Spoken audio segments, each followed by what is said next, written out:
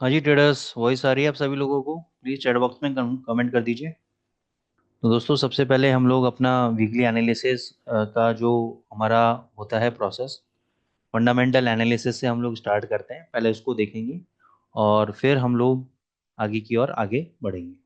तो सबसे पहले हम लोग वीकली एनालिसिस ही करते हैं। फंडामेंटल थोड़ा समझेंगे हम लोग और फिर हम लोग टेक्निकल एनालिसिस वाले पार्ट पे आएंगे। पहले मैं आपको इंग्लिश में बताऊंगा और उसका फिर मैं हिंदी अनुवाद करूंगा और आपको समझाऊंगा कि भाई फंडामेंटल डेटा मार्केट से हम कैसे रिलेट करते हैं।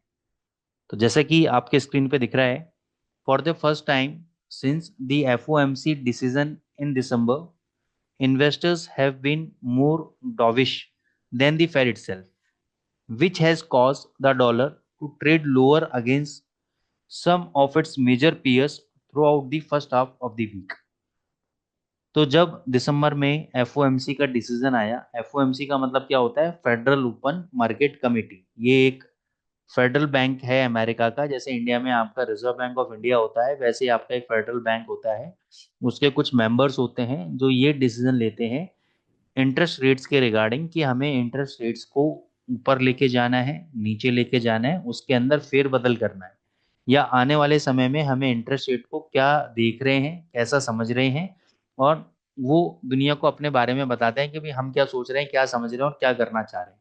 ठीक है। उसके बाद से जो इन्वेस्टर कम्युनिटी है, उन्होंने देखा कि यार डॉलर के अंदर एक प्रॉफिट बुकिंग आनी चाहिए, इंटरेस्ट रेट थोड़ा सा रिड्यूस होना चाहिए। और तो इस वजह से उन्होंने पिछले कुछ एक दो हफ्ते से डॉलर को नीचे रखा हुआ है। अब ये इन्वेस्टर्स जो हैं वो कौन है? मैं और आप लोग हम इसके अंदर कैटेगरी में नहीं आते हैं। इन्वेस्टिंग कम्युनिटी का मतलब होता है जैसे कि बड़े बड़े बैंक्स के मैनेजर, जैसे कि ब्लैक रॉक हो गया, जेपी मॉर्गन हो गया, सिटी कॉर्प हो गया, एचएसबीसी बैंक हो गया, डॉइश बैंक हो गया, एबीएनजी बैंक हो गया। ऐसे बहुत सारे आपके लिक्विडिटी प्रोवाइडर्स, बड़े बड़े बैंक्स, इकोनॉमिस्ट, बड़े फंड मैनेजर्स, कंपनीज के हेड्स जो करोड़ों अरबों का फंड मैनेज कर रहे हैं, ये लोगों का पैसा जब लगा होता है तो ये लोग अपने व्यू मार्केट के अंदर रखते हैं और उसी व्यू के अकॉर्डिंगली मार्केट में ट्रेड करते हैं। तो इनका व्यू क्या था कि यार थोड़ा सा डॉलर के अंदर एक नरमी आनी चाहिए। इसी कारण से, क्योंकि काफी टाइम से मैं ये कारण पूछ रहा था कि भाई फंडामेंटली तो स्ट्रांग है डॉलर, फिर नीचे क्यों आ रहा है, तो समझ में आया कि कहीं ना कहीं इनको प्रॉफिट बुकिंग समझ में आ रही है और डॉलर थोड़ा इनको नीचे समझ में आ रहा है। क्यों समझ में आ रहा है उसके बारे में भी बात करेंगे।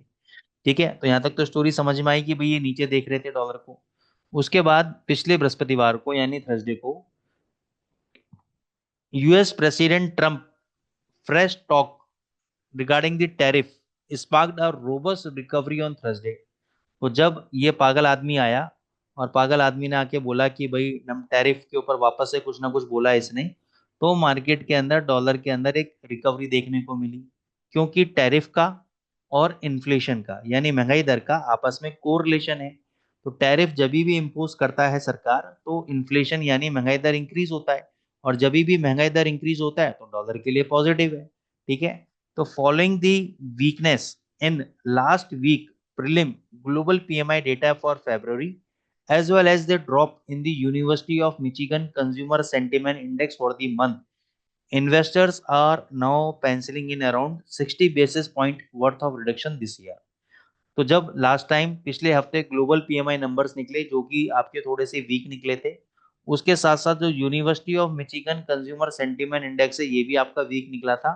जब दोनों डेटा आपके वीक आए तो उसके बाद जो इन्वेस्टर कम्युनिटी है, कौन सी इन्वेस्टिंग कम्युनिटी, जिसका मैंने अभी 5-6 लोगों का नाम लिया आपको, उन्होंने ये बात रख दी कि भैया हो सकता है कि 60 बेसिस पॉइंट का आपका इंटरेस्ट रेट इस साल में रिड्यूस हो सकता है। और यही इन्वेस्टिंग कम्युनिटी के लोग पिछली बार क्या बोल रहे थे कि 50 बेसिस पॉइंट का इंटरेस्ट रेट आपका रिड्यूस होगा। तो इन्होंने क्या करा कि 0.10 की एक्स्ट्रा प्रोजेक्शन दे दी कि भाई एक्स्ट्रा 10 पैसे घटेगा। तो अब घटने का मतलब क्या है भैया? नेगेटिव शब्द है। घटेगा, घटेगा मतलब तो डॉलर को नीचे लेकर आओ। However, since the introduction of tariff is a significant upside risk to the already sticky inflation, यानी टैरिफ को लगाना खुद अपने आप में इन्फ्लेशन को बढ़ाना है जो ऑलरेडी पहले से बढ़ा हुआ है। It is difficult to envision a clear road map as US President escalate his tariff threat against the US key trading partner including China, Canada and Mexico। अब होता क्या है कि टैरिफ ये ये जो सन की आदमी है इसने टैरिफ तो लगा दिया। अब ये टैरिफ कई बार कहता है कि 3 मार्च को लगेगा, 4 मार्च को लगेगा, कभी कहता है 4 अप्रैल को लगेगा, कभी कुछ कहता है, कभी कुछ कहता है। ठीक है ना। कभी पेपर्स पे साइन नहीं करता है, कभी डिले कर देता है, 15-20 दिन शांत बैठ जाता है, फिर 16वें दिन उठ के आता है कि नहीं मैं तो टैरिफ लगा रहा हूँ। तो इससे क्या है, एफओएमसी भी परेशान है, यानी फेडरल ओपन मार्केट कमेटी के लोग भी परेशान है। दूसरा, जो आपके इन्वेस्टिंग कम्युनिटी है वो भी परेशान है। अब तो एफओएमसी वाले जो मार्केट कमेटी के लोग हैं, सेंट्रल बैंक कमेटी के लोग हैं, वो तो ये बोल रहे हैं कि भैया कुछ भी मत करो, अभी वेट करो, adopt the wait and see strategy, कि सिर्फ इंतजार करो और देखो कि ये भैया सन की आदमी क्या करता है, इसके इसके करने से मार्केट में क्या इम्पैक्ट पड़ता है, इसके ये डिसीजन लेने से इकोनॉमी के ऊपर क्या इम्पैक्ट पड़ता है। जब ये शांत हो जाएगा, ये सारी हरकतें कर लेगा, उसके बाद हम लोग देखेंगे कि हमें पॉलिसी के अंदर क्या चेंजेस करने हैं, इन्फ्लेशन पे क्या इम्पैक्ट पड़ रहा है, हमारी इकोनॉमी के ऊपर क्या इम्पैक्ट पड़ रहा है, उसके बाद हम डिसीजन लेंगे। इसके बाद हम डिसीजन लेंगे। ठीक है ना। With all that in mind, अब टैरिफ की बात समझ में आ गई कि यार ये तो टैरिफ है, ठीक है, हो रहा है, सब कुछ हो रहा है। अब बात ये हो रही है कि जो आईएसएम, अब आपको क्या ध्यान देना है डॉलर्स वाले डेटा को, जो लोग डॉलर ट्रेड करते हैं या यूरो यूएसडी ट्रेड करते हैं या जीबीपी यूएसडी ट्रेड करते हैं, उनको ध्यान देना है आईएसएम मैन्युफैक्चरिंग और नॉन मैन्युफैक्चरिंग पीएमआई डेटा के ऊपर। आईएसएम मैन्युफैक्चरिंग डेटा आज आ गया मंडे को, ये भी हल्का आया है, जितना फोरकास्ट किया था उससे नीचे आया है, अभी दिखाऊंगा मैं आपको। और वेनेसडे को कौन सा है, नॉन मैन्युफैक्चरिंग डेटा है आपका। फिर फ्राइडे को कौन सा है, नॉन फार्म पेरोल डेटा है। अगर नॉन फार्म पेरोल डेटा आपका पॉजिटिव आता है तो ये सारी कहानी पलट सकता है। लेकिन अभी तक तो देखो मैन्युफैक्चरिंग डेटा वीक आया है, मेरे को लग रहा है नॉन मैन्युफैक्चरिंग भी वीक आएगा।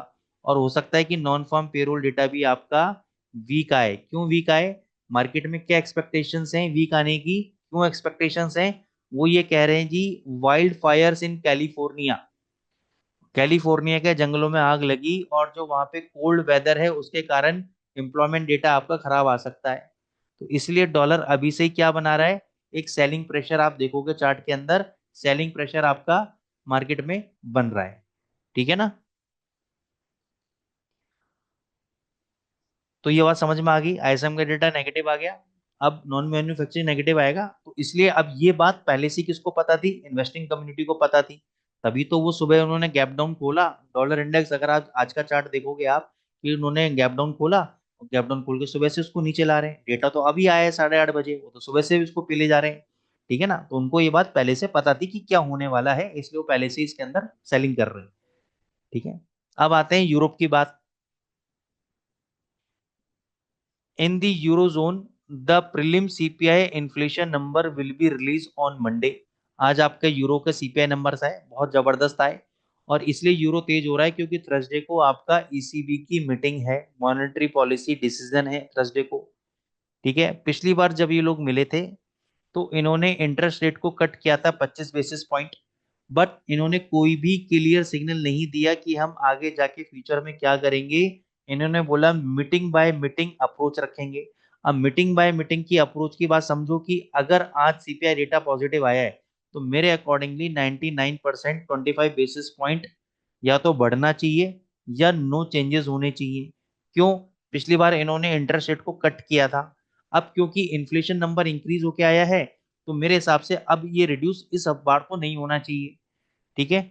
लेकिन अगर ये कट हो भी जाता है तो भी इसमें ज्यादा बड़ा इम्पैक्ट नहीं पड़ेगा, क्योंकि ये पहले से डिस्काउंटेड है और यूरो को ये पहले से ऊपर खींचे जा रहे हैं। गेटिंग दी पॉइंट, उधर डॉलर को वीक करे जा रहे हैं, वो कह रहे हैं जी नहीं इसमें तो हम इंटरेस्ट रिड्यूस करेंगे आने वाले टाइम में, उसको गिरो भी, डेटा बेटा पॉजिटिव पॉजिटिव कुछ नहीं आ रहा है इसका, इसको नीचे लेके आओ। Getting the point. Having said all that दो, एनी ईसीबी रिलेटेड गेन, अब यहाँ पे समझो कि क्या कारण है कि यूरो यूरो जो है वीक हो सकता है। पहला कारण, यहाँ पे बात चल रही है टैरिफ की। अब यहाँ पे प्रेसिडेंट साहब ने बोला पिछले वेनेसडे को कि that he is planning to impose 25% tariff on European car and other good. लेकिन यहाँ पे वर्ड यूज किया गया प्लानिंग, वो प्लानिंग कर रहा है, लगाएगा नहीं लगाएगा भगवान जाने। अगर उसने लगा दिया 25% टैरिफ इम्पोज कर दिया यूरोपियन कार गुड पे तो इसके लिए नेगेटिव है। तो पहला फैक्टर जिसकी वजह से नेगेटिव हो सकता है यूरो, टैरिफ की वजह से नेगेटिव हो सकता है। दूसरा factor, delay in the efforts by the German conservative, German conservative जो पार्टी है अगर वो गवर्नमेंट को फॉर्म करने में टाइम लगाएगी ये भी यूरोप के लिए नेगेटिव है। ठीक है, तीसरा, यूरोपियन लीडर आपके मार्च 6 को मिलेंगे, स्पेशल समिट होगा जिसमें ये डिस्कस किया जाएगा कि भाई हम एक्स्ट्रा पैसा, अपना जो रिसोर्सेज है वो यूक्रेन में के ऊपर खर्च करें या ना करें, तो उस पर भी डिस्कशन होगा। ठीक है, तो ये तीन फैक्टर हैं जिसकी वजह से आपका यूरो के अंदर वीकनेस आ सकती है। अब मान के चलो टैरिफ नहीं लगाया, यूरो तेज हो जाएगा। गवर्नमेंट बन गई जर्मन गवर्नमेंट, ऑब्वियसली बात है, अभी इलेक्शन जीत चुके हैं, बस कोalition जो होता है ना, गठबंधन की सरकार बनानी है उनको, बना लेंगे, वो प्रॉब्लम सॉल्व हो जाएगी आपकी। बाकी जो मार्च 6 की मीटिंग है, उसमें अगर इन्होंने कहा कि भी हम सपोर्ट अपोर्ट नहीं कर रहे यूक्रेन को, हटाओ हमारे रिसोर्सेज, तो इनके पैसे बचेंगे, तो यूरो के लिए पॉजिटिव हो सकता है। तो तीनों डेटा में आप ध्यान रखना कि ये अगर नेगेटिव आए या नेगेटिव ऐसे कुछ हुआ तो ये यूरो नीचे जाएगा, नहीं तो यूरो भाग जाएगा। फिर आता है Canada employment report also in focus at the time when the US employment data are scheduled to be release, Canada will publish its own jobs number. जिस समय आपके यूएस के एम्प्लॉयमेंट डेटा आएगा, नॉन फार्म पेरोल डेटा, उसी समय में आपके Canada के नंबर्स भी आएंगे। अगर कनाडा के जॉब नंबर अच्छे आते हैं और उसके बाद उसका सीपीआई नंबर अच्छे आते हैं, तो ट्रेडिंग कम्युनिटी वाले बोल रहे हैं जी 50% चांसेस हैं कि जब बैंक ऑफ कनाडा आपका 12 मार्च को मिलेगा, तो वो कोई भी इंटरेस्ट रेट के अंदर एक्शन नहीं लेंगे। क्यों? क्योंकि 2024 में उन्होंने 4 या 5 बार इंटरेस्ट रेट रिड्यूस करा, 2025 के अंदर पहले महीने में इंटरेस्ट रेट रिड्यूस कर दिया। अब 12 मार्च को ये कह रहे हैं जी हम साइडलाइंस पे बैठेंगे, हम देखेंगे क्या करना है क्या नहीं करना। ठीक है, अगर ये साइडलाइन पे बैठे, इंटरेस्ट रेट को रिड्यूस नहीं किया, तो ये कैनेडियन डॉलर के लिए पॉजिटिव है। लेकिन अगेन इसके ऊपर एक और खतरा मंडरा रहा है, क्या? ट्रम्प का टैरिफ का खतरा।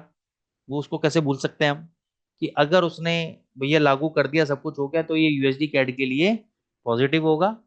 और अगर ऐसा कुछ नहीं हुआ, उसके फिर उन्होंने इम्पोर्ट टैरिफ वैरिफ हटा दिए या डिले कर दिए, तो यूएसडी कैड नीचे आ जाएगा। फिर उसके बाद कल आपका ऑस्ट्रेलियन डेटा की रिगार्डिंग अगर मैं बात करूं, तो ट्यूसडे को आपका एशियन सेशन के अंदर रिजर्व बैंक ऑफ ऑस्ट्रेलिया के आपके पॉलिसी मिनट्स हैं। जब 18 फरवरी को रिजर्व बैंक ऑफ ऑस्ट्रेलिया मिली थी, तो उस वक्त उन्होंने 25 बेसिस का इंटरेस्ट रेट को रिड्यूस किया था, उसके मिनट्स रिकॉर्ड किए जाएंगे। उसके अलावा आपके रिटेल सेल्स डेटा है जनवरी का, और वेनेसडे को आपका जीडीपी डेटा है। ठीक है, जब 18 फरवरी को रिजर्व बैंक ऑफ ऑस्ट्रेलिया मिला था और उसने जब 25 बेसिस पॉइंट रिड्यूस किया था, तो उन्होंने ये कहा था कि हम फ्यूचर में इंटरेस्ट रेट को सोच समझ के काटेंगे, क्योंकि अभी हमारा जो इन्फ्लेशन के नंबर्स हैं वो हायर लेवल्स पे ही हैं।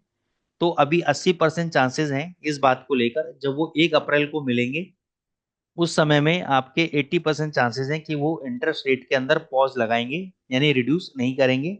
इसके अलावा जो इन्वेस्टिंग कम्युनिटी के लोग हैं वो कह रहे हैं कि भाई साल के एंड तक 2 बार इंटरेस्ट रेट रिड्यूस होने चाहिए।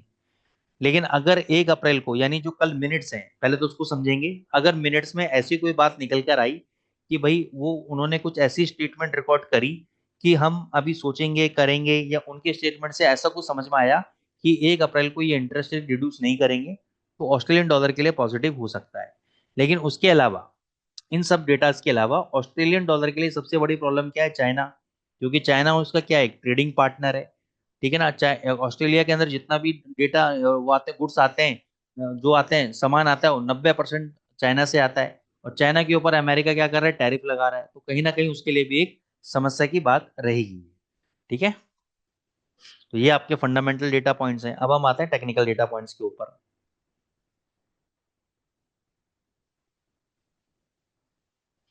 हाँ जी, अब मेरे को बताओ, ये डॉलर इंडेक्स का चार्ट है।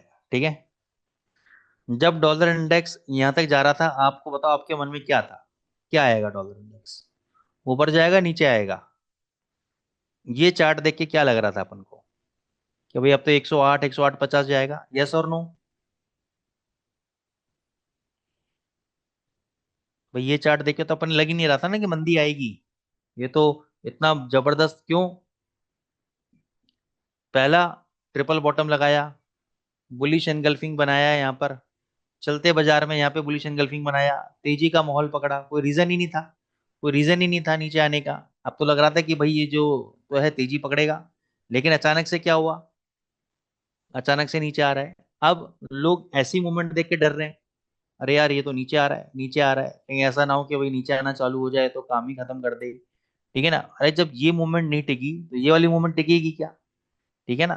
क्योंकि फंडामेंटली स्ट्रांग है, फंडामेंटल डेटा तो अब थोड़े बहुत खराब आने लगे हैं, जिसकी वजह से डॉलर में मूवमेंट आपकी नीचे की आ रही है। लेकिन अगर मैं बड़े स्केल पे बात करूं, 2-4 महीने के पॉइंट ऑफ व्यू से बात करूं तो डॉलर तेज है। 1-2 महीने अगर ये नीचे रहा तो कोई बहुत बड़ी बात नहीं है। दूसरा मार्केट को क्या चाहिए होती है? लिक्विडिटी चाहिए होती है। अगर इस ट्रेंड की मैं बात करूं तो सबसे ज्यादा जो बड़े प्लेयर्स की लिक्विडिटी, यानी अपन से थोड़े से बड़े प्लेयर्स की लिक्विडिटी कहाँ पड़ी है? यहाँ पे लोगों के एसएल लगे होंगे। देखो उसी एसएल को काटा और यहाँ पे स्पाइक मारा, तो वो लिक्विडिटी खाने ही आया है नीचे। ये यहाँ पे ट्रिपल बॉटम है, जब तक इसके लो के नीचे बंद नहीं होगा ये जो बॉटम है, तब तक डॉलर इंडेक्स के अंदर मैं नीचे की रैली नहीं मान रहा। इसके नीचे अगर एक बार बंद हो गया डेली चार्ट में और अगले दिन उसका लो ब्रेक हो गया, तभी मैं मानूंगा कि भाई डॉलर में नीचे का ट्रेंड चालू हो गया, नहीं तो ये वापस से ऊपर जा सकता है। क्लियर बात को? अब यूरो यूएसडी पे आ जाओ।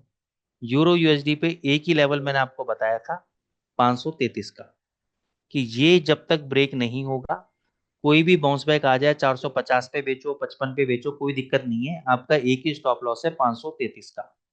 533 के ऊपर अगर ये डेली चार्ट में बंद हो जाता है और उसका अगले दिन हाई ब्रेक कर देता है, तो आपको एक 650-700 तक की तेजी देखने को मिल सकती है। लेकिन जब तक ऐसा नहीं होता है, ये ठीक है, रैली दे रहा है, सब कुछ दे रहा है, ये अचानक से फिर नीचे आ जाएगा 400 तक, कोई बड़ी बात नहीं है इसके अंदर। ठीक है ना। लेकिन अगर मान के चलो सच में इसमें अगर तेजी है और सच में डॉलर के अंदर मंदी है, तो ये 533 को तोड़ेगा, उसके बाद ये बहुत अच्छे तेजी पकड़ेगा। ठीक है। जीबीपी यूएसडी 2700 का लेवल है, यहाँ पे मैंने शॉर्ट पोजीशन बनाई हुई है। अगर आज की रात ये 2700 के ऊपर बंद हो जाता है और अगले दिन यानी कल मंगलवार को उसका हाई ब्रेक कर देता है, तो मैं एग्जिट कर जाऊंगा और डबल से बाय में बैठ जाऊंगा। और कोई भी पुल बैक आएगा, फिर हर एक पुल बैक पे मैं बाय करने की कोशिश करूंगा और 2850 और 2900 तक के टारगेट लेके चलूंगा। लेकिन जब तक ऐसा नहीं होता है, 2700 के ऊपर एक क्लोज नहीं होता है, तब तक मेरी पोजीशन अपने उसमें बनी रहेगी शेल में।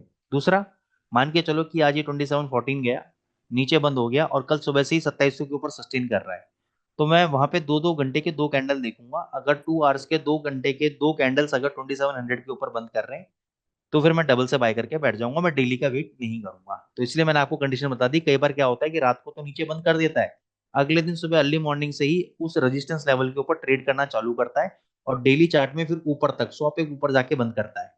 ठीक है ना। तो 100 पे ऊपर जाने से, बंद करने से क्या होता है कि वहां पे लोगों को दिक्कतें आना चालू हो जाती हैं। गाइज मेरे सिस्टम पे आप कृपा करके ना लिखें। ठीक है। तो ये जीबीपी यूएसडी का एनालिसिस है। तो हमेशा क्या होता है ना कि आपको स्ट्रेटेजिकली आपको ये पता होना चाहिए कि जब भी मैं ट्रेड ले रहा हूँ, तो ट्रेड मैंने ले लिया, बहुत अच्छी बात है, आपने पॉजिटिव सोच के लिया है।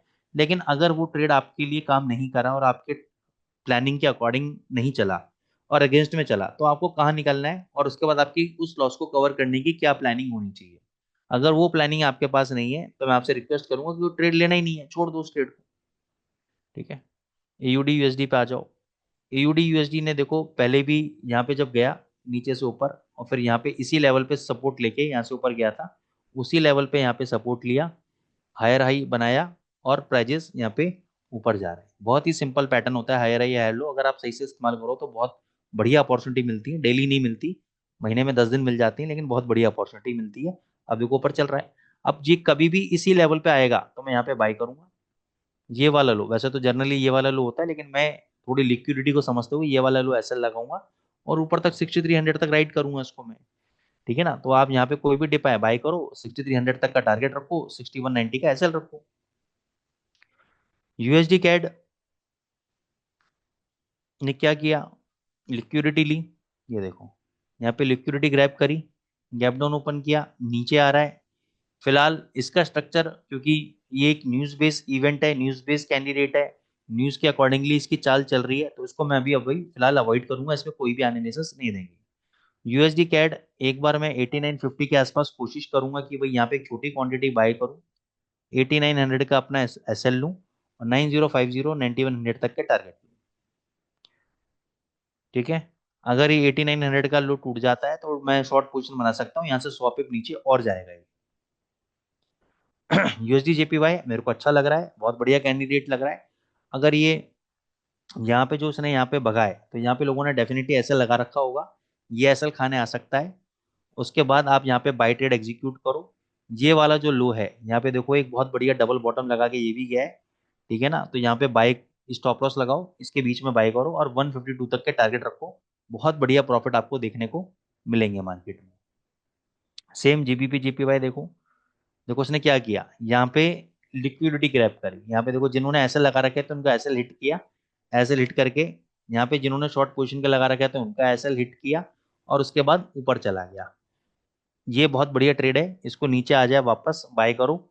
ये वाला एसएल रहेगा आपका 187.60 का, और टारगेट आपके 192 के में टारगेट तो अचीव हो गया ऑलमोस्ट, लेकिन दोबारा ये बच सकता है। गोल्ड पे आ जाओ। गोल्ड पे एक चीज क्लियर बोली थी कि भाई जब तक ये 2930 का लेवल आपका ब्रेक नहीं होगा, पहले तो जब हमने मंडे किया था, लास्ट टाइम जब हमने कहाँ पे किया था, यहाँ पे मंडे को जब एनालिसिस किया था तो आपको एक ही चीज बोला था हमने, 2955 का लेवल जब तक ये ब्रेक नहीं होगा, ये घंटे के चार्ट पे उसके ऊपर सस्टेन नहीं करेगा, तब तक ये नीचे आपका 2900 तक, 2920 2910 तक आ सकता है। और 2900 के नीचे अगर बंद हो गया तो 2880 तक आ सकता है, ऐसा बोला था। लेकिन उसके बाद देखो उसने बहुत बढ़िया यहाँ पे सेलिंग किया। अब सेलिंग करके देखो ऊपर जा रहा है। तो जब यहाँ पे सेलिंग हो रही थी ये 2 दिन, तो लोग बड़े घबराए हुए थे। लोग कह रहे थे कि अब गोल्ड गया, अब गोल्ड गया, अब गोल्ड गया। और मैं आपको हमेशा से बोलता आया हूँ कि कभी भी ऊपर से 70-80 पॉइंट टूट जाए, हमेशा 50-50 40-40 पॉइंट के गैप में बाय ट्रेड लो और 300-400 पॉइंट तक का अपना बना के रखो, आपको कभी नुकसान होगा ही नहीं गोल्ड के अंदर। ठीक है ना, गोल्ड के अंदर नुकसान होगा ही नहीं। चाहिए कोई भी कंट्री ऑफलोड करे, गोल्ड कोई ना कोई बाय करेगा ही करेगा भाई। गोल्ड एक ऐसी कमोडिटी है, इसके पीछे बहुत बड़े फंडामेंटल कारण है जो अपनी हम एडवांस क्लासेस में कवर अप करते हैं। तो इसको तो आप बाय करके चलो। अब देखो यहाँ पे 50 का सपोर्ट ले रहा है आरएसआई के अंदर, ये एक बहुत इंपॉर्टेंट चीज है। ये देखो ऊपर जाने के बाद गैप अप करने के बाद गैप अप फिल किया, एग्जैक्टली देखो यहाँ पे गैप फिल किया, 50 का सपोर्ट लिया आरएसआई का, ऊपर जा रहा है। ठीक है, 2900 तक ये जा सकता है, 2900 का रेजिस्टेंस है।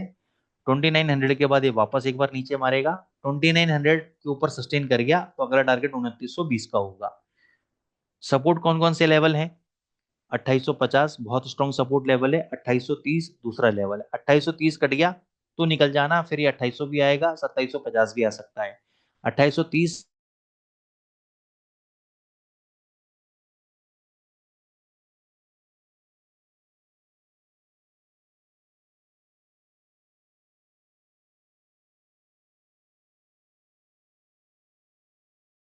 2900 सस्टेन करा तो 2920। और आज भी अगर वापस आपको ये 86 चल रहा है, वापस अगर 76-77 मिल जाता है आपको रात तक, दोबारा बाय करके बैठ जाना, 50 का एसएल रहेगा और टारगेट ऊपर की रहेंगे आपके। इसके अलावा बीटीसी पे मैंने आपको एनालिसिस दिया था और काफी टाइम से बोलता आ रहा था कि 80,000 आए तब बाय कर लेना, 85 आ जाए तब बाय कर लेना, 75 आ जाए बाय करना था। बोला था ही नहीं बोला था, कोई भी रिकॉर्डिंग सुन लो आप मेरी, पिछले कितने महीनों की रिकॉर्डिंग सुन लो, जब ये 1,05,000 तभी ट्रेड कर, तभी मैं बोलता था 80,000 आएगा, 80,000 आएगा, 80,000 आएगा। कितना लो लगाया, 78,000 कुछ का लो लगाया, 180 का लो लगाया और वहां से ऊपर गया। क्यों गया यहाँ पे ऊपर, क्योंकि ऑब्वियस ही बात है सर, ऊपर तो जाना ही है। 1,25,000 तक के भी टारगेट दे रखे हैं मैंने आपको ऊपर तक के, ठीक है ना। अब ट्रम्प साहब ने बोला कि इसको हम crypto reserve of the world बनाएंगे अमेरिका के अंदर, उसमें एक्सआरपी भी जोड़ दिया, सोलाना भी जोड़ दिया, कार्डेनो भी जोड़ दिया, बिटकॉइन भी तो है ही, इथेरियम भी जोड़ दिया, ठीक है ना। तो ये आपका इसलिए न्यूज के कारण ऊपर गया। अब दोबारा अगर 86,000 आ जाता है तो आप बाय ट्रेड एग्जीक्यूट करके चलो। नीचे लास्ट वर्स्ट केस सिनेरियो मेरे को 70,000 लगता है इसका, तो मैंने आपको इशारा दे दिया है, 86 से 70 के बीच में आप कहीं पर भी बाय ट्रेड लेके चलो, टारगेट आपके ऊपर की। इसके अलावा कोई और करेंसी पेयर पे आप एनालिसिस चाहते हो तो बता सकते हैं।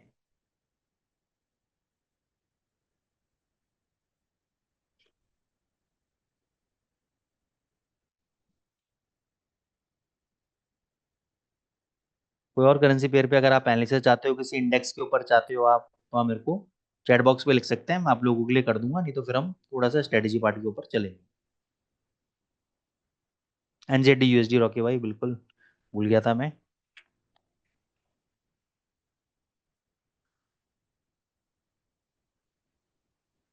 देखो इसने बहुत बढ़िया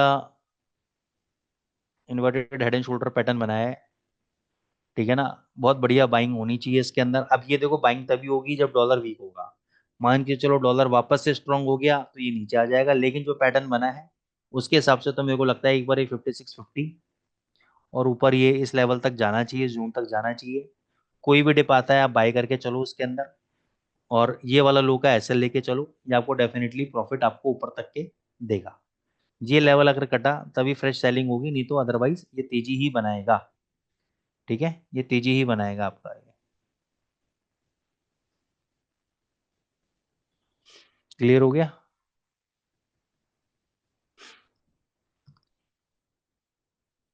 तो दोस्तों अब हम चलते हैं स्ट्रेटजी पार्ट की तरफ।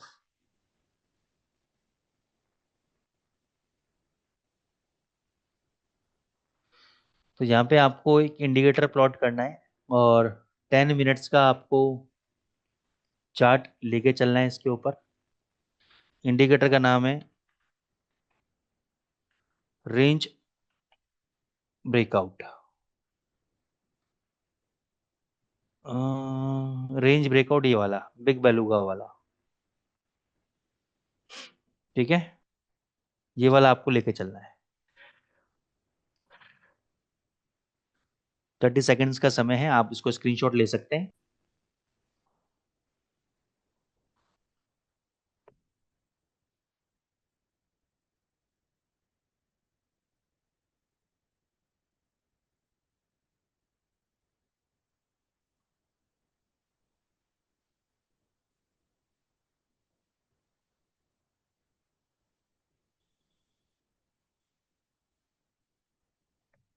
ठीक है,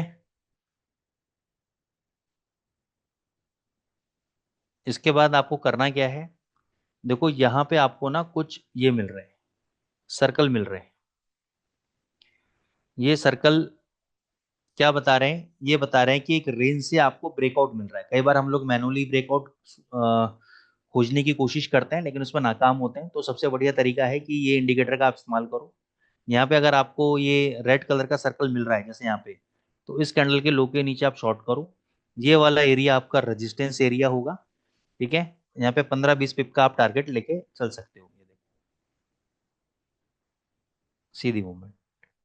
फिर यहाँ पे आपका रेंज ब्रेकआउट दिया। अब इसको आप क्या कर सकते हो, आप अपनी एक रेंज, जरूरी नहीं है कि आप इसको ऐसे ही फॉलो करो। आप अपना भी चार्ट में देखो, रेंज आपका रेंज ब्रेकआउट हो रहा है और इस पे रेंज ब्रेकआउट हो रहा है तो ही कंफर्म लो। पता लगा ये तो क्योंकि इंडिकेटर है, इस इंडिकेटर के बेसिस पे तो बोल रहा है भाई ये रेंज ब्रेकआउट हुआ है, इसका फॉर्मूला लगा हुआ है। लेकिन आपके चार्ट में वो रेंज ही नहीं है तो मत लो, ट्रेड अवॉइड करो, ठीक है ना।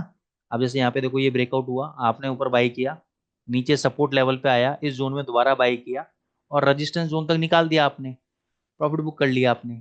फिर यहाँ पे देखो, यहाँ पे आया शॉर्ट किया, 2569 पे शॉर्ट किया, लो लगाया 2559। यहाँ पे 20 पिप नहीं मिले हमको, कोई दिक्कत नहीं है। फिर यहाँ पे हम एग्जिट करेंगे और यहाँ से डबल से बाई करेंगे। यहाँ पे हमने डबल से बाई किया 2604 पे, और आज देखो सारा सारा लॉस कवर हो गया। डबल क्वांटिटी से बाई किया और हमारा लॉस भी कवर, और जबरदस्त प्रॉफिट में हम लोग आ गए।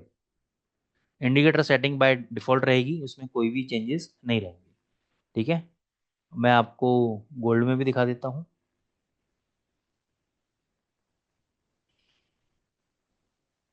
इसको गोल्ड में आप 5 मिनट चार्ट में भी यूज कर सकते हो ताकि जल्दी जल्दी आपको सिग्नल मिल जाए, और स्कैल्पिंग करके भी आप निकल सकते हो, ठीक है ना। जैसे देखो यहाँ पे शॉर्ट किया, तुरंत प्रॉफिट बुक करके निकल गए। यहाँ पे बाई किया 2892 पे, 2895 तक गया। फिर यहाँ पे बाई कर लिया, 2880 पे शॉर्ट किया, लो लगाया 2867। फिर यहाँ पे बाई किया 2885 पे, 87 तक गया, प्रॉफिट मिला, ठीक है। नहीं तो यहाँ पे डबल से शॉर्ट कर दिया 2873 पे। ये रेजिस्टेंस पे दोबारा पोजीशन ऐड कर ली यहाँ पे। यहाँ पे आपको क्या देखना है, यहाँ पे एक आपको बड़ा कैंडल देखना है रिजेक्शन वाला। अगर यहाँ पे रिजेक्शन मिल रहा है तो शॉर्ट पोजीशन बनानी है, अदरवाइज नहीं बनानी। एकदम ऐसा नहीं है कि यहाँ पे ग्रीन कैंडल है और रेजिस्टेंस पे आपने शॉर्ट बना लिया, नहीं। पहले इसमें सेलिंग तो आने दो, ठीक है ना। जब पता लगेगा बड़े प्लेयर्स ने सेलिंग करी है या बड़ी रेड कैंडल बनी है, तभी शॉर्ट पोजीशन बनानी है हमें यहाँ पे, सीधी मूवमेंट, ठीक है। फिर यहाँ पे देखो बाई दिया। फिर देखो यहाँ पे जब सपोर्ट लेवल पे आया तो यहाँ पे क्या हुआ, एक ग्रीन कैंडल मिला सपोर्ट लेवल पे बड़ा, पहले रेड कैंडल था, तो यानी यहाँ पे ट्रेंड चेंज हो रहा है। यहाँ पे बाई किया, सीधी मूवमेंट, ठीक है, हर सिग्नल को लोगे तो परेशान हो सकते हो। अब ये देखो यहाँ पे सेल सिग्नल मिला, इसका लो नहीं कटा, ठीक है, बच गया। फिर देखो सीधी मूवमेंट, यहाँ पे बाय बना, बाय किया, सीधी मूवमेंट। तो बहुत अच्छे से काम हो सकता है अगर आप तरीके से काम करो इस पे, बहुत ही जबरदस्त प्रॉफिट आपको देखने को मिल सकता है। ठीक है, आप इसको यूरो यूएसडी पे भी इस्तेमाल कर सकते हो। ये देखो कितना आज प्यारा मूवमेंट दिया। लेकिन वही है कि यूरो यूएसडी पे 10 मिनट पे काम करना, ये तो 5 मिनट में दिखा रहा हूँ। अच्छा, एक मेरे दिमाग में आई थी बात की, इसको 1 आवर पे देखेंगे तो क्या पोजीशन है। 1 आवर पे देखो काफी लंबे लंबे, तो 1 आवर पे तो मत यूज करना, 10 मिनट पे यूज करो। 15 मिनट पे देखते हैं क्या पोजीशन है इसकी। 15 मिनट में यूज कर सकते हो। 15 मिनट में आप काम दे जाएगा आपको, अच्छा वाला मूवमेंट सही देगा आपको ये। ठीक है ना, कभी कभार ट्रैप हो जाओगे आप, जैसे यहाँ पे देखो, यहाँ पे बड़ा मूवमेंट नहीं मिला, फिर यहाँ पे आपको बाय करना पड़ा, ऊपर अच्छा खासा गया, फिर यहीं पर ही आपको शॉर्ट मिल गया, यहाँ से नीचे आया अच्छा खासा, फिर यहाँ पे तो यह आपको देखना पड़ेगा, बहुत बढ़िया पोजीशन आपको ये देगा। ठीक है, तो इसका आप इस्तेमाल करो, बहुत बढ़िया प्रॉफिटेबिलिटी आपको देखने को मिलेगी। कोई भी अगर आपकी क्वेरीज है guys, you can ask me. तो बैक टेस्टिंग आप लोग कर लेना, देख लेना अपने हिसाब से। तो मैंने आपको तरीका बता दिया किस तरीके से आप इसमें काम कर सकते हो। किसी के दिमाग में अगर कोई भी आइडिया आ रहा है तो वो भी शेयर कर सकता है मेरे साथ कि सर ये आइडिया मेरे दिमाग में आ रहा है, इसको हम अपन इस तरीके से भी इम्प्रूव कर सकते हैं। क्योंकि देखो ये सेशन ऐसा नहीं है कि केवल वन वे है, यानी मेरी तरफ से ही है, आप भी अपने इनपुट दे सकते हो ताकि सभी लोगों को सीखने को मिलेगा। सिर्फ इस वजह से सेशन में मत आओ कि आपको मेरी सुनने को है, मेरी मत सुनो, आप अपनी भी सुनाओ।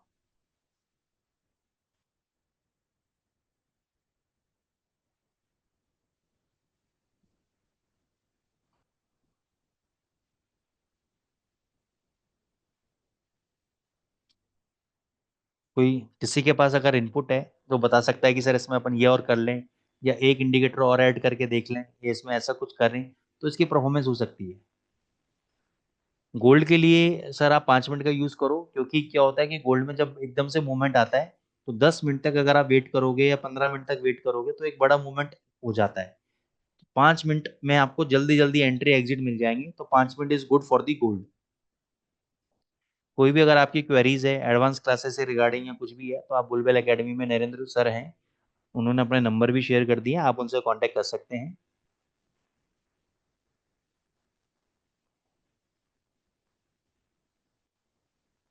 करेंसी के अंदर सर 10 मिनट यूज करो कम से कम, 1 घंटे पे जाना ही नहीं है, 10-15 मिनट बस, 15 मिनट से भी ऊपर नहीं जाना है आपको। 5 मिनट में क्या होगा कि बड़ा मूवमेंट नहीं मिलेगा आपको। 5 मिनट में मान के चलो यूरो ने आपको बाय दिया, पता लगा 5-7 पिप दिया, और उसके बाद 15 पिप नीचे बोलता है कि सेल कर दो, या 20 पिप नीचे जाके बोल रहा है सेल कर दो, तो इसमें बड़े उसमें आप ट्रैप हो सकते हो। तो कम से कम 10-15 मिनट का तो टाइम दो करेंसी को मूवमेंट करने का, उसके बाद फिर आप ब्रेकआउट ट्रेड्स को आइडेंटिफाई करो।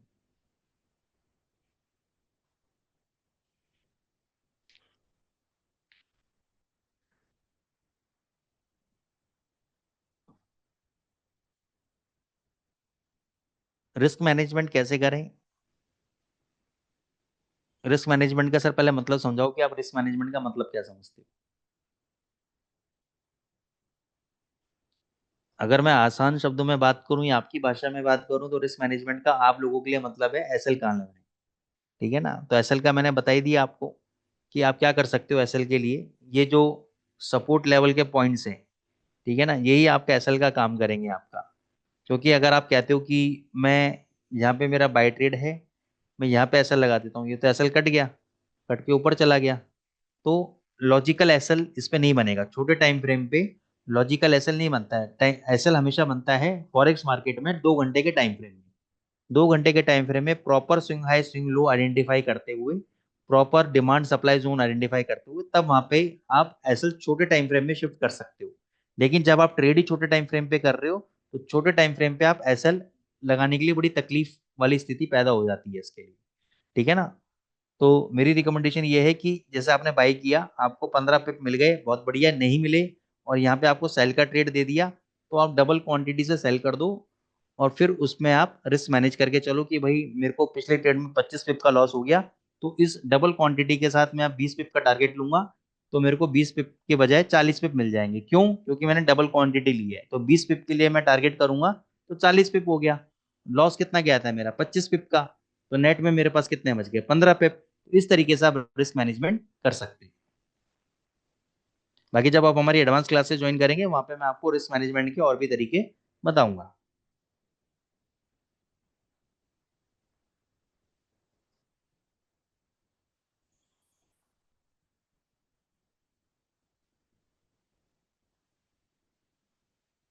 और कोई क्वेरीज आपकी? थैंक यू रॉकी भाई फॉर अप्रिशिएटिंग। गाइज, अगर आपको सेशन अच्छा लग रहा है और आपको मजा आ रहा है तो अपने फीडबैक जरूर दें, और नहीं लग रहा है तो 100% जरूर दें।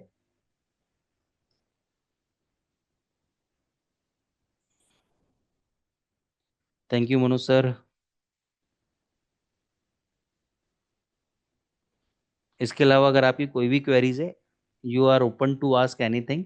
तो जो भी इस प्रोटोकॉल के दायरे के अंदर होगा, मीटिंग वेबिनार के अंदर होगा, फ्री वेबिनार्स के प्रोटोकॉल के दायरे में होगा, मैं आपको जरूर आंसर दूंगा। थैंक यू हिरेन भाई, थैंक यू दर्पण भाई।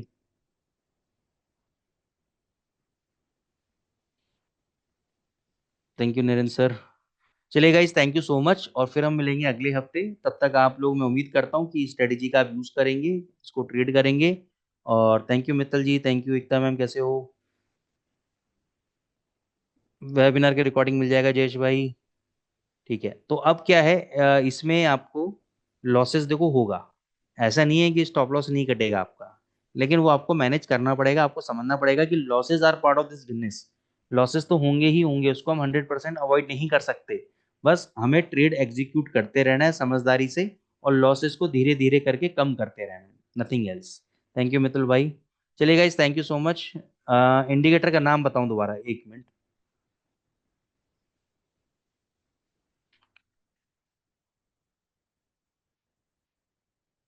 ये आपको इंडिकेटर में जाके लिखना है रेंज।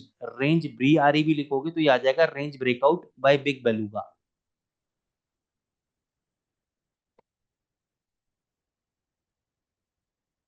ठीक है,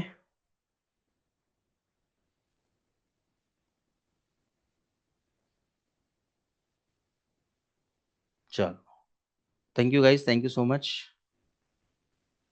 टेक केयर, गुड नाइट, फिर मिलेंगे।